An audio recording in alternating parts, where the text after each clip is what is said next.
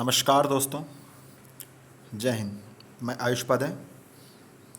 अब आप लोग के सामने लुसेंट का 13वां पॉइंट एंशंट हिस्ट्री का मगध राज्य का उत्कर्ष स्टार्ट करूंगा। अब यहाँ से हम लोगों की प्रॉपर एंशंट हिस्ट्री स्टार्ट होती है। रेखीय चक्र के रेखीय स्तर पर आइए स्टार्ट करते हैं। मगध राज्य का उत्कर्ष। मगध के सबसे प्राचीन वंश के संस्थापक बृहदत्त था। इसकी राजधानी ग्रीव्रज थी। जरासंध बृहदत्त का पुत्र था। हर्यक वंश के संस्थापक बिंबसार मगध की गद्दी पर 544 ईसा पूर्व में बैठा था। वह बौद्ध धर्म का अनुयायी था। यह प्रथम भारतीय राजा था जिसने प्रशासनिक व्यवस्था पर बल दिया। बिंबसार ने बृहदत्त को हराकर अंगराज्य को मगध में मिला लिया। अंगराज उस समय मगध के दक्षिण के भाग में पड़ता था। अब मगध आपका दक्षिणी बिहार, दक्षिण पूरब के क्षेत्र को मगध कहा जाता था और दक्षिण पूरब के और इसी मगध के पूरब शाही अंग प्रदेश था। बिंबसार ने राजगृह का निर्माण कर उसे अपनी राजधानी बनाया। बिंबसार ने राजधानी नगर का निर्माण किया था। बिंबसार ने मगध पर करीब 52 वर्षों तक शासन किया था। महात्मा बुद्ध की सेवा में बिंबसार ने राज्यवैद्य जीवक को भेजा था। महत्वपूर्ण क्वेश्चन। अवंती के राजा प्रघोत तथा जब पांडु रोग से ग्रसित थे उस समय भी बिंबसार ने जीवक को उनकी सेवा शुश्रूषा के लिए भेजा था। बिंबसार ने वैवाहिक संबंध स्थापित कर अपने साम्राज्य का विस्तार किया। इसने कौशल नरेश प्रसेनजीत की बहन महाकौशला से, वैशाली के चेटक की पुत्री चिलना के से तथा मध्य प्रदेश जो आधुनिक पंजाब की राजकुमारी क्षेमा से शादी की। यानी कि बिंबसार ने वैवाहिक संबंध स्थापित करने शुरू कर दिए थे। एक तो उसने प्रसेनजीत की बहन जो कौशल नरेश था महाकौशला से और वैशाली के चेटक के पुत्री चिलना से तथा मध्य प्रदेश की राजकुमारी क्षेमा से शादी की थी। बिंबसार की हत्या उसके पुत्र अजातशत्रु ने कर दी और वह 493 ईसा पूर्व में मगध की गद्दी पर बैठा था। अजातशत्रु का उपनाम कुणिक था। वह प्रारंभ में जैन धर्म का अनुयायी था। अजातशत्रु ने 32 वर्षों तक मगध पर शासन किया। अजातशत्रु के सुयोग्य मंत्री का नाम वर्षकार था। इसी की सहायता से अजातशत्रु ने वैशाली पर विजय प्राप्त की। 461 ईसा पूर्व में अपने पिता की हत्या कर उदायन मगध की गद्दी पर बैठा। उदायन ने पाटिलग्राम की स्थापना की। वह जैन धर्म का अनुयायी भी था। हर्यक वंश का अंतिम राजा उदायन का पुत्र नागदशक था। नागदशक को उसके अमात्य शिशुनाग ने 412 ईसा पूर्व में अपदस्थ करके मगध पर शिशुनाग वंश की स्थापना की। शिशुनाग ने अपनी राजधानी पाटलिपुत्र से हटाकर वैशाली में स्थापित की। महत्वपूर्ण क्वेश्चन। शिशुनाग का उत्तराधिकारी कालाशोक पुनः राजधानी को पाटलिपुत्र ले गया। शिशुनाग वंश का अंतिम राजा नंदीवर्धन था। नंद वंश का संस्थापक महापदम नंद था, जो निम्न कुल से का जन्म माना जाता है। इसको नंद वंश का अंतिम शासक घनानंद था। यह सिकंदर का समकालीन था। इसे चंद्रगुप्त मौर्य ने युद्ध में पराजित किया और मगध पर नए वंश मौर्य वंश की स्थापना की। अब हम लोग सिकंदर के आगमन के बारे में अध्ययन करेंगे। सिकंदर का जन्म 556 ईसा पूर्व में हुआ था। महत्वपूर्ण क्वेश्चन याद कर लीजिए। सिकंदर के पिता का नाम फिलिप था। फिलिप 359 ईसा पूर्व यानी कि 359 बीसी में मकदूनिया का शासक बना। इसकी हत्या 329 ईसा पूर्व में कर दी गई और उसके बाद सिकंदर गद्दी पर बैठा और वह सिकंदर अरस्तु का शिष्य था और अरस्तु प्लेटो का शिष्य था और प्लेटो सुकरात का शिष्य था। सिकंदर ने भारत विजय का अभियान 326 ईसा पूर्व में प्रारंभ किया। सिकंदर का सेनापति सेल्यूकस निकेटर था। सिकंदर को पंजाब के शासक पोरस के साथ युद्ध करना पड़ा, जिसे हाइड स्पीच के युद्ध या झेलम यानी कि तब का नाम वितस्ता का युद्ध के नाम से जाना जाता है। अब हम लोग मौर्य काल के बारे में पढ़ेंगे। अगर हम लोग सिकंदर के बारे में और बात करें तो सिकंदर की सेना ने व्यास नदी के पश्चिमी तट पर पहुंचकर उसे पार करने से इनकार कर दिया। सिकंदर स्थल मार्ग द्वारा 325 ईसा पूर्व में भारत से लौटा। सिकंदर की मृत्यु 323 ईसा पूर्व में बेबीलोन में 33 वर्ष की अवस्था में हो गई। सिकंदर का जल सेनापति था निर्याकस। महत्वपूर्ण क्वेश्चन ये पूछा जाता है। सिकंदर का प्रिय घोड़ा बउकेफला था। इसी के नाम पर इसने झेलम नदी के तट पर बउकेफला नामक नगर को बसाया। अब हम लोग पढ़ेंगे मौर्य साम्राज्य। मौर्य वंश का संस्थापक चंद्रगुप्त मौर्य का जन्म 345 ईसा पूर्व में हुआ था। जस्टिन ने चंद्रगुप्त मौर्य को सेंड्रोकोटस कहा है, जिसकी पहचान विलियम जोन्स ने चंद्रगुप्त मौर्य से की है। विशाखदत्त कृत मुद्रा राक्षस। विशाखदत्त ने मुद्रा राक्षस नामक किताब लिखी थी। मुद्रा राक्षस में चंद्रगुप्त मौर्य के लिए वृषल शब्द का प्रयोग किया गया। घनानंद को हराने पर चाणक्य, जिसका प्राचीन नाम विष्णुगुप्त भी था और इसे कौटिल्य भी कहा जाता था, ने चंद्रगुप्त मौर्य की मदद की थी, जो बाद में चंद्रगुप्त का प्रधानमंत्री बना। इसके द्वारा लिखित पुस्तक का नाम अर्थशास्त्र है, जिसका संबंध राजनीति विज्ञान से है। चंद्रगुप्त मगध की राजगद्दी पर 322 ईसा पूर्व में बैठा। चंद्रगुप्त जैन धर्म का अनुयायी था। चंद्रगुप्त ने अपना अंतिम समय कर्नाटक के श्रवणबेलगोला नामक स्थान पर बिताया। चंद्रगुप्त ने 305 ईसा पूर्व में सेल्यूकस निकेटर को हराया। सेल्यूकस निकेटर ने अपनी पुत्री कार्नेलिया की शादी चंद्रगुप्त मौर्य के साथ कर दी और युद्ध की संधि शर्तों के अनुसार 4 प्रांत काबुल, कंधार, हेरात एवं मकरान चंद्रगुप्त को दे दिए। चंद्रगुप्त मौर्य ने जैनी गुरु भद्रभाहु और से जैन धर्म की दीक्षा ली थी। मेगस्थनीज सेल्यूकस निकेटस का राजदूत था, जो चंद्रगुप्त मौर्य के दरबार में रहता था। मेगस्थनीज द्वारा लिखी गई पुस्तक इंडिका है। मेगस्थनीज के अनुसार सम्राट का जनता के सामने आने के अवसरों पर शोभा यात्रा के रूप में जश्न मनाया जाता है। उन्हें एक सोने के पालकी में ले जाया जाता है। उनके अंगरक्षक सोने और चांदी से अलंकृत हाथियों पर सवार रहते हैं। कुछ अंगरक्षक पेड़ों को लेकर चलते हैं। इन पेड़ों पर प्रशिक्षित तोतों का झुंड रहता है, जो सम्राट के सिर के चारों ओर तरफ चक्कर लगाता रहता है। राजा समानतः हथियारबंद महिलाओं से घिरा होते हैं। उनके खाने से पहले खास नौकर उस खाने को छकते हैं। वे लगातार 2 रात तक एक ही कमरे में नहीं सोते थे। पाटलिपुत्र के बारे में वह बताता है, पाटलिपुत्र एक विशाल प्राचीर से घिरा है, जिसमें 570 बुर्ज और 64 द्वार हैं। 2 और 3 मंजिल वाले घर लकड़ी और कच्ची ईंटों के बने हैं। राजा का महल भी काठ का बना है, जिसे पत्थर की नक्काशी से अलंकृत किया गया है। यह चारों तरफ से उद्यानों और चिड़ियों के लिए बने बसेरों से घिरा है। चंद्रगुप्त मौर्य और सेल्यूकस के बीच हुए युद्ध का वर्णन एम्पियानस ने किया है। प्लूटार्क के अनुसार चंद्रगुप्त ने सेल्यूकस को 500 हाथी उपहार में दिए थे। प्लूटार्क, जस्टिन, इन सब लोगों के नाम याद कर लीजिएगा। ये लोग इस समय के दार्शनिक थे। चंद्रगुप्त मौर्य की मृत्यु 298 ईसा पूर्व में श्रवणबेलगोला में उपवास के द्वारा हुई, जिसे शरणलेखला भी जैन धर्म में कहा जाता है। अब हम बात करेंगे बिंदुसार के बारे में। चंद्रगुप्त का पुत्र एवं उसका उत्तराधिकारी बिंदुसार चंद्रगुप्त मौर्य की मृत्यु के बाद राज सिंहासन पर विराजमान हुआ। 298 ईसा पूर्व में मगध की राजगद्दी पर वह बैठ गया था। अमित्रघात के नाम से बिंदुसार जाना जाता है। अमित्रघात मतलब होता है शत्रु विनाशक। और सबसे इम्पोर्टेंट, बिंदुसार आजीवक संप्रदाय का अनुयायी था। वायु पुराण में बिंदुसार को भद्रसार यानी कि वारिसार कहा गया है। स्ट्रैबो के अनुसार सीरियन नरेश एंटियोकस ने बिंदुसार के दरबार में डाइमेकस नामक राजदूत भेजा। इसे ही मेगस्थनीज का उत्तराधिकारी माना जाता है। जैन ग्रंथों में बिंदुसार को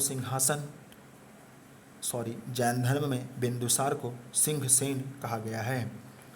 बिंदुसार के शासनकाल में तक्षशिला में हुए 2 विद्रोहों का वर्णन है। इन विद्रोहों को दबाने के लिए बिंदुसार ने पहले सुशील को और बाद में अशोक को भेजा। दोनों इसके पुत्र थे। एथीनियस के अनुसार बिंदुसार ने सीरिया के शासक एंटियोकस प्रथम से मदिरा, सूखे अंजीर एवं एक दार्शनिक भेजने की प्रार्थना भी की थी। बौद्ध विद्वान तारानाथ ने बिंदुसार को 16 राज्यों का विजेता बताया है, जो कि अतिशयोक्तिपूर्ण लगता है। अब हम लोग पढ़ेंगे अशोक के बारे में। मोस्ट इम्पॉर्टेंट सम्राट अशोक। बिंदुसार का उत्तराधिकारी अशोक महान, जो 269 ईसा पूर्व में मगध की राजगद्दी पर बैठा। राजगद्दी पर बैठने के समय अशोक अवंती का राज्यपाल था। अवंती का राज्यपाल था जब वो राजगद्दी पर बैठने के लिए उसे बुलाया गया था। मास्की एवं गुर्जरा अभिलेख में अशोक का नाम अशोक मिलता है। ओके, मास्की आपका साउथ में है और गुर्जरा आपका गुर्जर प्रतिहार के क्षेत्र से है, जहाँ पे अशोक का नाम अशोक मिलता है। ये अभिलेख हैं। पुराणों में अशोक को अशोकवर्धन कहा गया है। अशोक ने अपने अभिषेक के 8वें वर्ष लगभग 261 ईसा पूर्व में कलिंग पर आक्रमण किया और कलिंग की राजधानी तोसली पर अधिकार कर लिया। प्लिनी का कथन है कि मिस्र का राजा फिलाडेल्फस यानी कि टॉलमी द्वितीय ने पाटलिपुत्र में डियानिसियस नाम का एक राजदूत भेजा था अशोक के दरबार में, जो गया था। देखिए, अशोक के दरबार में आने वाला राजदूत डियानिसियस था। ओके, और एंटियोकस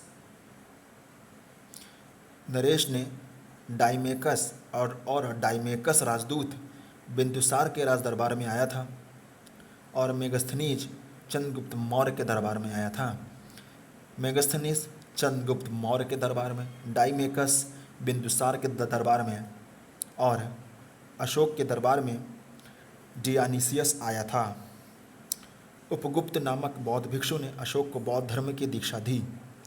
अशोक ने आजीविकों को रहने हेतु बराबर की पहाड़ियों जो बिहार में हैं में 4 गुफाओं का निर्माण करवाया, जिसका नाम कर्ज, चोपार, सुदामा और विश्व झोपड़ी रखा था।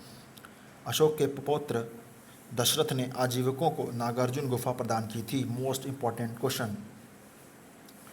अशोक की माता का नाम सुभद्रांगी था। अशोक ने बौद्ध धर्म के प्रचार के लिए अपने पुत्र महेंद्र एवं पुत्री संघमित्रा को श्रीलंका भेजा।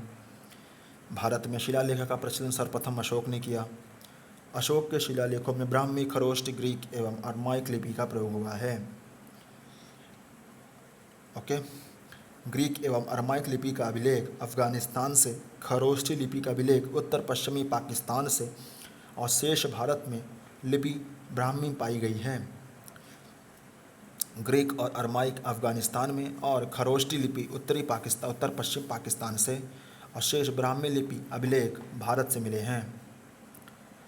अशोक के अभिलेखों को 3 भागों में बांटा जा सकता है। एक है शिलालेख, यानी कि पहाड़ों को काटकर उस पर लिखा गया लेख। स्तंभ लेख, यानी कि पत्थरों को काटकर एक स्तंभ नुमा बनाकर उस पर लिखा गया लेख। और गुहा लेख, गुफा के अंदर लिखे गए लेख। अशोक के शिलालेख की खोज 1750 ईस्वी में पाद्रेटी फैंथैलर ने की थी। यह 14 हैं। अशोक के अभिलेख पढ़ने में सबसे पहली सफलता 1837 ईस्वी में जेम्स प्रिंसेप को हुई। महत्वपूर्ण क्वेश्चन, जेम्स प्रिंसेप ने अशोक के अभिलेख को पढ़ा था। James Prinsep. अशोक के स्तंभ लेखों की संख्या 7 है, जो केवल ब्राह्मी लिपि में लिखी गई है। यह 6 अलग अलग स्थानों से प्राप्त हुए हैं। इनके 7 स्तंभ लेख के इस प्रकार हैं: प्रयाग स्तंभ लेख, दिल्ली टोपरा स्तंभ लेख, दिल्ली मेरठ स्तंभ लेख, रामपुरवा का स्तंभ लेख, लौरिया आर्यराज और लौरिया नंदनगढ़। लौरिया आर्यराज और लौरिया नंदनगढ़ यह आपका चंपारण जिला राज्य बिहार में है। और रामपुरवा यह स्तंभ लेख चंपारण बिहार में स्थित है। ये भी दिल्ली मेरठ यूपी, दिल्ली टोपरा यूपी और प्रयाग प्रशस्ति यूपी। और कौशाम्बी अभिलेख को रानी का अभिलेख भी कहा गया जाता है। मैं आप लोगों को ये अवगत करा दूं कि कौशाम्बी अभिलेख को ही प्रयाग स्तंभलेख कहा जाता है, क्योंकि यह पहले कौशाम्बी में अशोक ने कौशाम्बी में यह स्तंभलेख खुदवाया था। लेकिन जब अकबर ने विजित कर लिया तो अकबर ने उस कौशाम्बी स्तंभलेख को ले आकर अपने इलाहाबाद के किले में रखवा दिया। तब से इसका नाम प्रयाग स्तंभलेख भी पड़ गया था। तो इसी कौशाम्बी स्तंभलेख यानी कि प्रयाग स्तंभलेख को रानी का अभिलेख भी कहा जाता है। अशोक का सबसे छोटा स्तंभलेख रोमनदेई है जो नेपाल में है, मोस्ट इम्पॉर्टेंट। इसी में लुम्बिनी में धम्म यात्रा के दौरान अशोक द्वारा भू राजस्व की दर घटा देने की घोषणा की गई है, मोस्ट इम्पॉर्टेंट। अशोक का 7वां अभिलेख सबसे लंबा है। प्रथम पृथक शिलालेख में यह घोषणा है कि सभी मनुष्य मेरे बच्चे हैं। अशोक का शार एक कुकूना कंदहार अभिलेख ग्रीक एवं अरमाइक भाषाओं से प्राप्त हुआ है जो अफगानिस्तान पर है। शार ए कूना तभी यहाँ के अभिलेख ग्रीक और अरमाइक भाषा में प्राप्त हुए हैं। साम्राज्य में मुख्यमंत्री एवं पुरोहित की नियुक्ति के पूर्व इनके चरित्र को काफ़ी अच्छी जांचा परखा जाता था, जिसे उपधा परीक्षण कहा जाता था। सम्राट की सहायता के लिए एक मंत्री परिषद होती थी, जिसमें सदस्यों की संख्या 12, 16 या 20 हुआ करती थी। अर्थशास्त्र में शीर्षस्थ अधिकारी के रूप में तीर्थ का उल्लेख मिलता है, जिसे महापात्र कहा जाता था। इसकी संख्या 18 थी। अर्थशास्त्र में चर जासूस को कहा गया है। अशोक के समय मौर्य साम्राज्य में प्रांतों की संख्या 5 थी। प्रांतों को चक्र कहा जाता था। प्रांतों के प्रशासक कुमार या आर्यपुत्र या राष्ट्रिक कहलाते थे। प्रांतों का विभाजन विषय में किया गया था, जो विषयपति के अधीन होते थे। प्रशासन की सबसे छोटी इकाई ग्राम थी, जिसका मुखिया ग्रामी कहलाता था। प्रशासकों में सबसे छोटा गोप था, जो 10 ग्रामों का शासन संभालता था। मेगस्थनीज के अनुसार नगर का प्रशासन 30 सदस्यों का एक मंडल करता था, जो 6 समितियों में विभाजित था। प्रत्येक समिति में 5 सदस्य होते थे।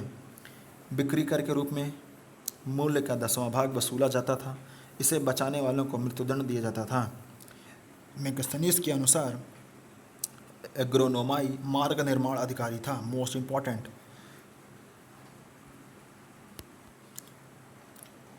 जस्टिन नामक यूनानी लेखक के अनुसार चंद्रगुप्त ने अपनी 6 लाख की फौज से सारे भारत को रौंद दिया था। यह बात सही भी हो सकती है और नहीं भी, लेकिन यह सही है कि चंद्रगुप्त ने पश्चिमोत्तर भारत को सेल्यूकस की गुलामी से अवश्य मुक्त करा दिया था। युद्ध क्षेत्र में हम लोग देख चुके हैं, सेल्यूकस ने अपनी पुत्री का विवाह चंद्रगुप्त मौर्य से करवाया था। युद्ध क्षेत्र में सेना का नेतृत्व करने वाला अधिकारी नायक कहलाता था। सैन्य विभाग का सबसे बड़ा अधिकारी सेनापति होता था। प्लिनी नामक यूनानी लेखक के अनुसार चंद्रगुप्त की सेना में 6 लाख पैदल सिपाही, 30,000 घुड़सवार और 9,000 हाथी थे। मेगस्थनीज के अनुसार मौर्य सेना का रखरखाव 5 सदस्यीय 6 समितियां करती थीं। मौर्य प्रशासन में गुप्तचर विभाग महामात्य सर्प नामक अमात्य के अधीन था।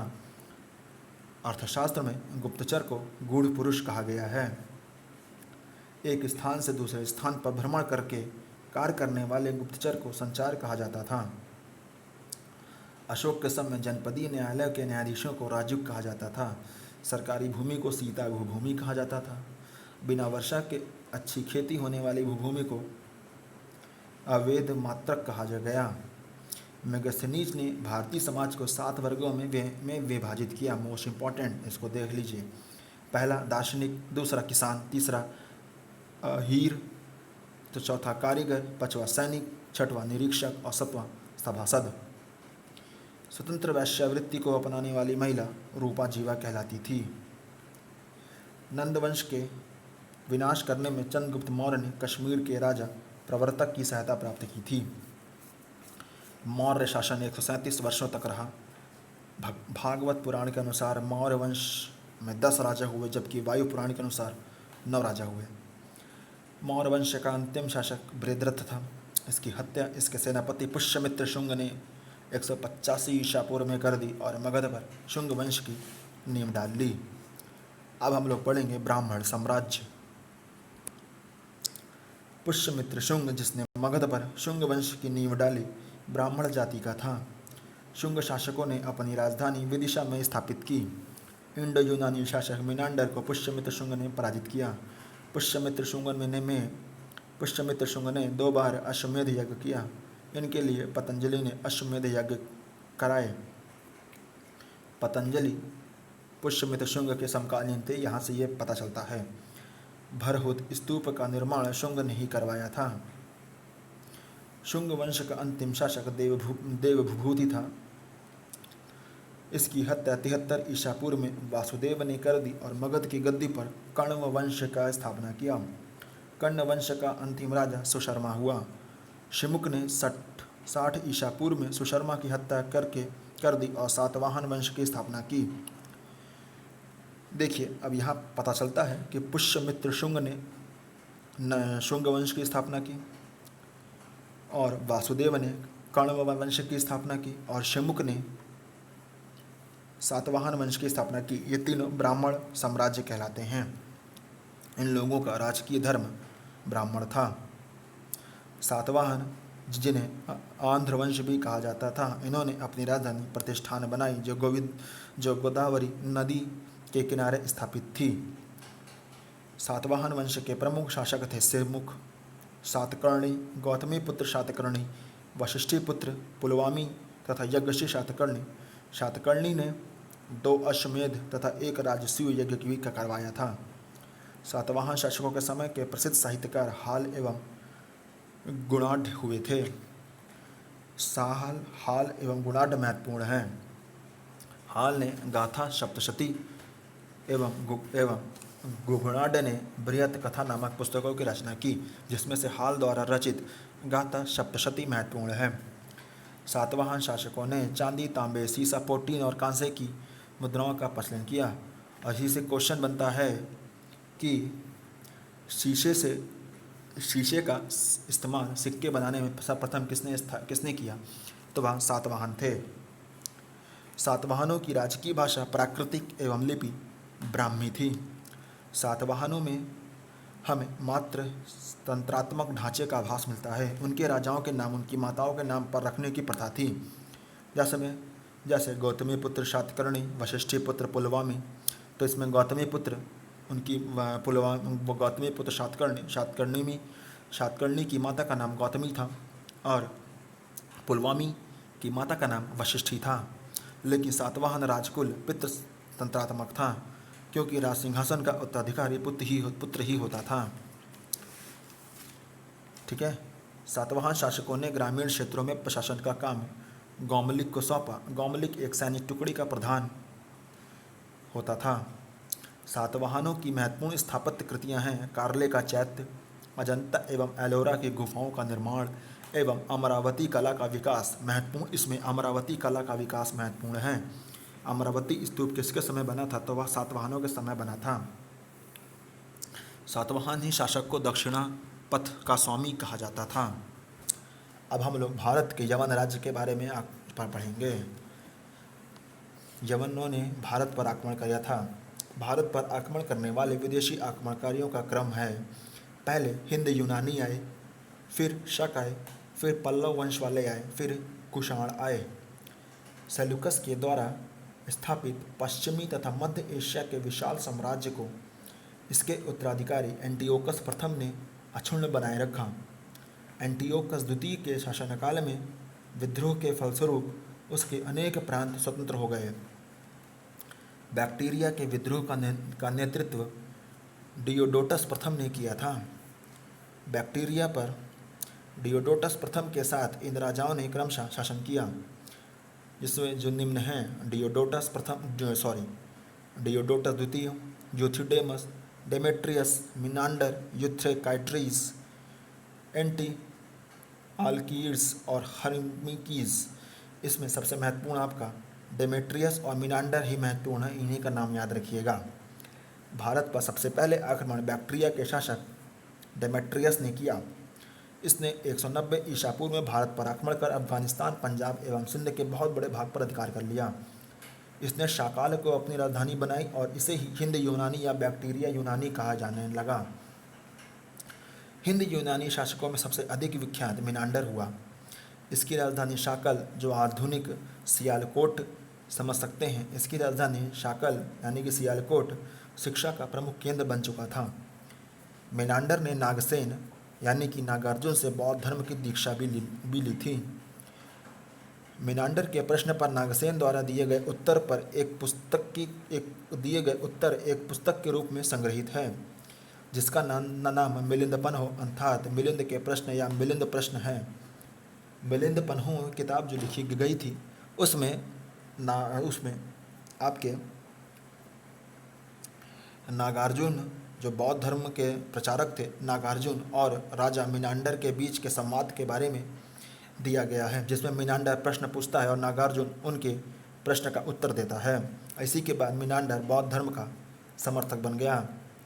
हिंद यूनानी भारत के पहले शासक हुए, जिनके जारी किए सिक्कों के बारे में निश्चित रूप से कहा जा सकता है कि सिक्के किन राजाओं के हैं। भारत में सबसे पहले हिंद यूनानियों ने ही सोने के सिक्के जारी किए, परंतु इसमें सबसे महत्वपूर्ण ये है, हिंद यूनानियों ने सोने के सिक्के तो पहले सबसे प्रथम जारी तो किए, परंतु यह मिलावटी सोने के सिक्के हुआ करते थे। सबसे प्रथम शुद्ध सोने के सिक्के जारी करने वाला राजा कोई था तो वह था कनिष्क, जो हम लोग आगे पढ़ेंगे।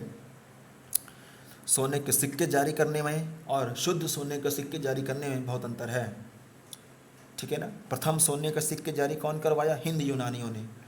और शुद्ध सोने के सिक्के कौन करवाया? कुषाण वंश के राजा कनिष्क ने। इसको स्मरण कर के रखे रहिए। हिंद यूनानी शासकों ने भारत के पश्चिमोत्तर सीमा प्रांत में यूनान की प्राचीन कला चलाई, जिसे हेलेनिस्टिक आर्ट कहते हैं। इसका एग्जाम्पल गांधार कला को मान सकते हैं। अब हम लोग शक के बारे में पढ़ेंगे। यूनानियों के बाद शक आए। शकों की 5 शाखाएं थीं और हर शाखा की राजधानी भारत और अफगानिस्तान में अलग अलग भागों में थी। ये महत्वपूर्ण, शकों की 5 शाखाएं थीं और सबकी राजधानी अलग अलग थी। पहली शाखा ने अफगानिस्तान, दूसरी शाखा ने पंजाब जिसकी राजधानी तक्षशिला थी, तीसरी शाखा ने मथुरा, चौथी शाखा ने पश्चिमी भारत एवं 5वीं शाखा ने उत्तरी दक्कन का प्रभुत्व स्थापित किया। जो ये चौथी शाखा ने पश्चिम भारत लिखा है, इसमें आप गुजरात मान सकते हैं, और 5वीं शाखा में ऊपरी दक्कन प्रभुत्व यानी कि आपका मालवा वाला क्षेत्र मान सकते हैं। प्रथम शक राजा था मोमो, जिसे माउस भी कहा जाता है। माउस और मो कुछ भी लिख के आ सकता है। प्रथम शक राजा। शक मूलतः मध्य एशिया के निवासी थे और चारागाह की खोज में भारत आए।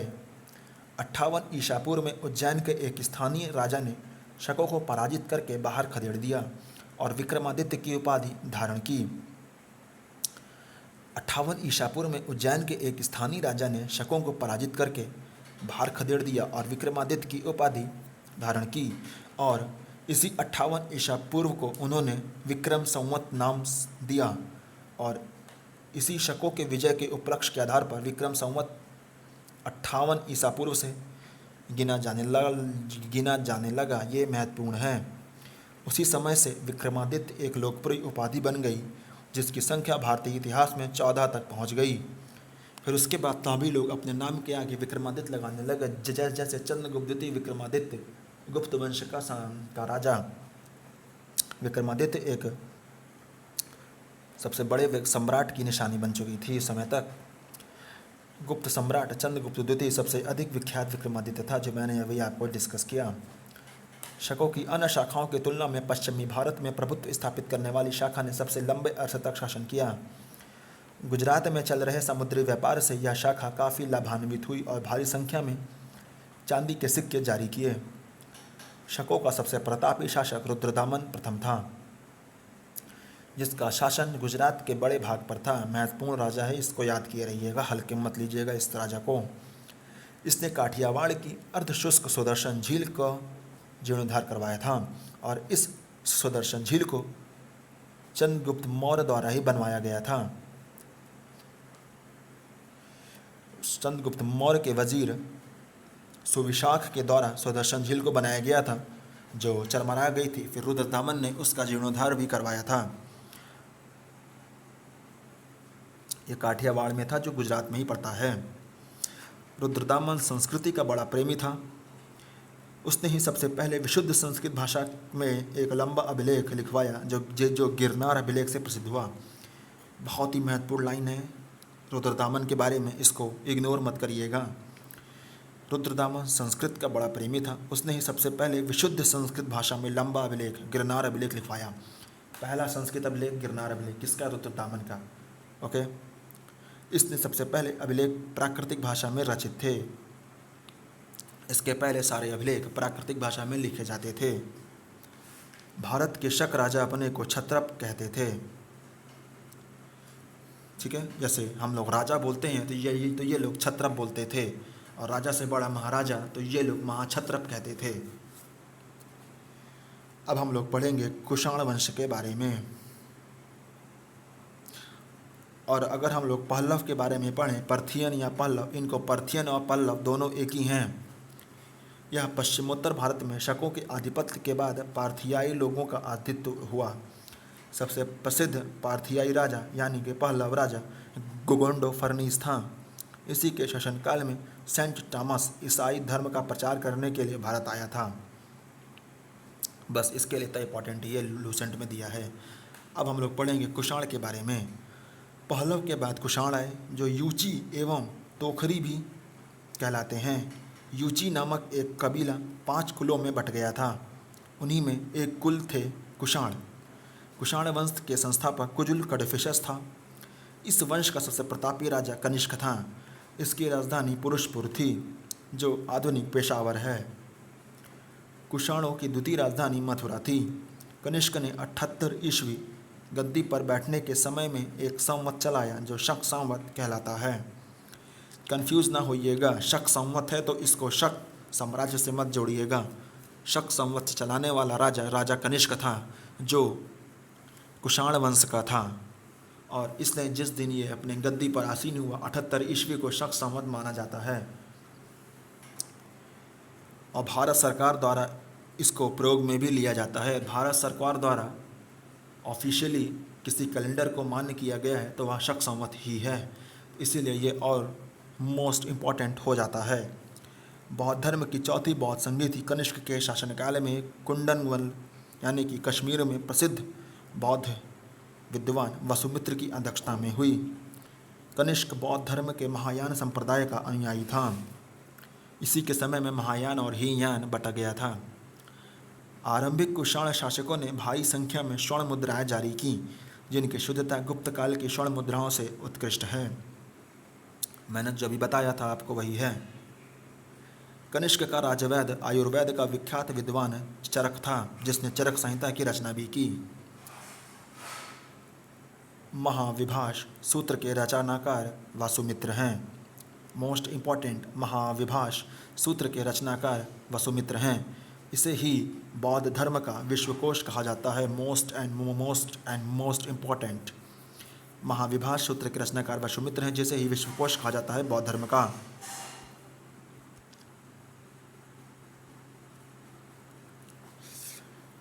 वसुमित्र, पार्श्व, नागार्जुन, महाचेत और संघरक्ष भी कनिष्क के दरबार के भी विभूति थे। मोस्ट इम्पॉर्टेंट, इसमें वसुमित्र और नागार्जुन तो बहुत ही महत्वपूर्ण हैं।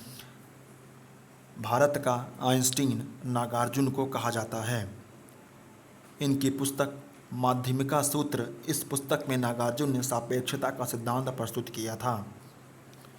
कनिष्क की मृत्यु 102 ईस्वी में हो गई। कुषाण वंश का अंतिम शासक वासुदेव था और नागार्जुन ने ही शून्यवाद की परिकल्पना प्रदर्शित की थी। ये लूसेंट पे नहीं है, पर मैं आपको बताता हूँ फैक्ट्स। इसमें मैं लूसेंट्स के अलावा भी मैं कुछ फैक्ट्स बता रहा हूँ जो इसमें नहीं दिए गए हैं और आप लोगों को जानने चाहिए, जो मोस्ट इम्पॉर्टेंट हैं। गांधार शैली एवं मथुरा शैली का विकास कनिष्क के शासनकाल में हुआ था।